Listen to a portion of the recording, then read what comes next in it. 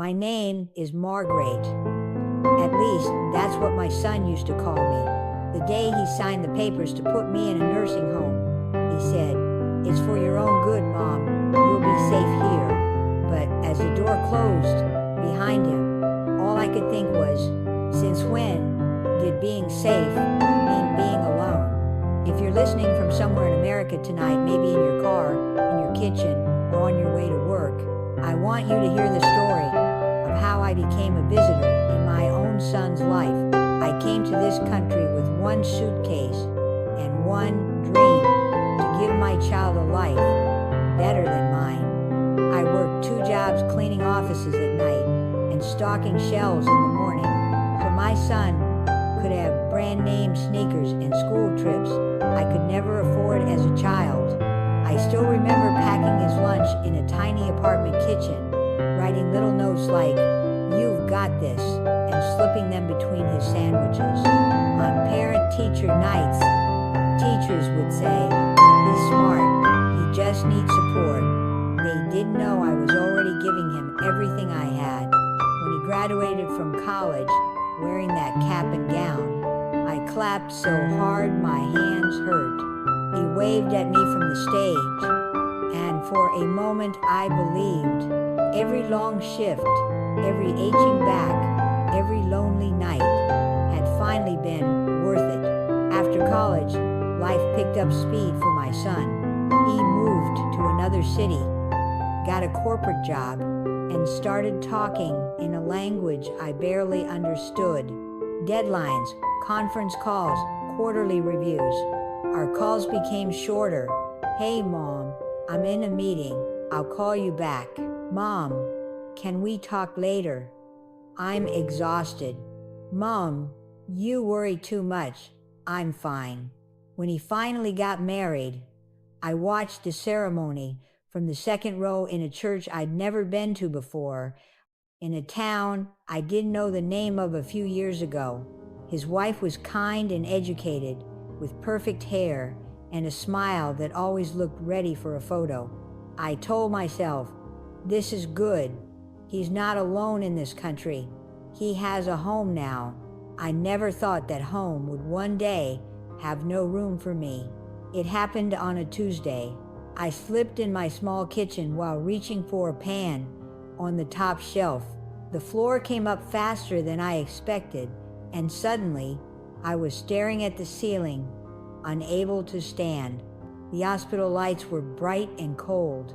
Doctors and nurses spoke quickly, throwing words like hip fracture, fall risk, needs supervision. My son flew in that weekend. He stood by my hospital bed, looking older, tired, and worried.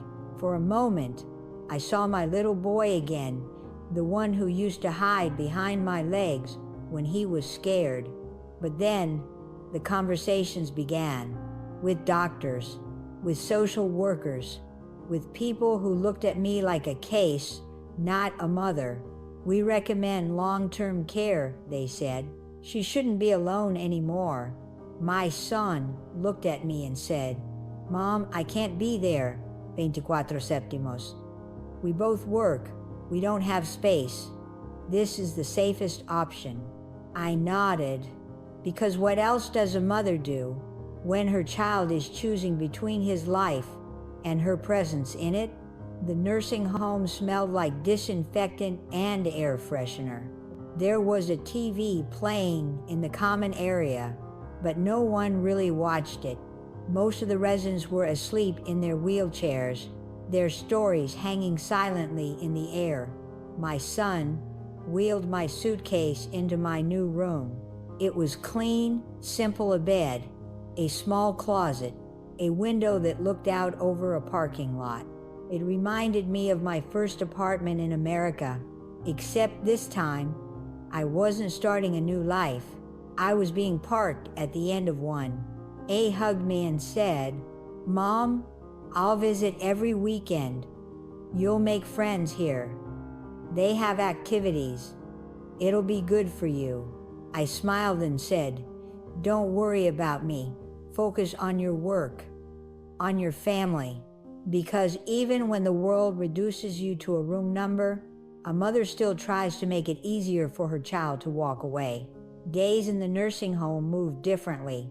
Morning meds, bland breakfast, hallway conversations that start with, "So, how many grandkids do you have?" Some residents rarely get visitors. Some don't even remember if they do.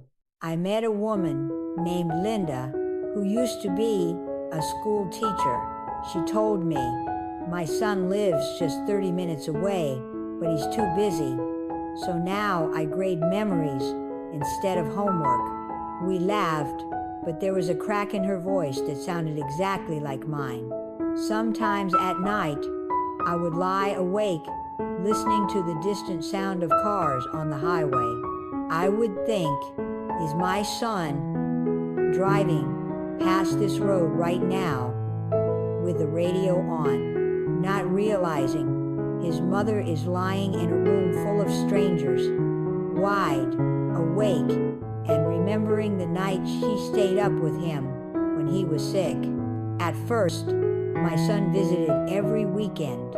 He brought flowers, snacks that weren't on the nursing home menu, and stories from his busy life. Then it became every other weekend, then once a month, then, "Mom, I'll come as soon as this project is over. Mom, the kids have soccer this Saturday. Mom, flights are too expensive right now." I stopped looking at the calendar. Instead, I watched the door. One afternoon, a nurse was changing my bed sheets. She said gently, "You know, you're lucky. At least your son still calls. Some residents here, nobody calls." Her words were meant to comfort me, but they tasted like mercy crumbs. Was I supposed to feel lucky that my child loved me from a distance?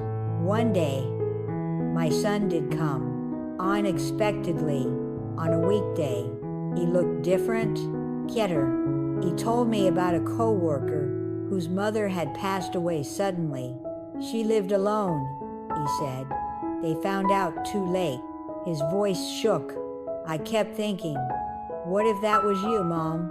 What if one day they just called me from here and said you were gone, and the only thing I left you with was a monthly payment and a weekend visit? For the first time, he cried in front of me like he did when he was little. I thought I was doing the responsible thing, he said. I thought putting you here was taking care of you, but I never asked what it felt like for you. I held his hand and said, being safe is important, but being loved, being wanted, that's important too. Over the next few weeks, things changed. Not magically, not perfectly, but enough. He spoke with the staff, with social workers, with his wife. They made adjustments, maybe a home health aide a few hours a day, maybe rearranging the kids' rooms, maybe one less vacation that year. One afternoon, he came in with that same nervous smile he had when he first went to kindergarten. Mom, he said, how would you feel about coming home? It won't be easy. It won't be perfect, but you won't be alone, not anymore. My answer was simple. I don't need perfect, I said.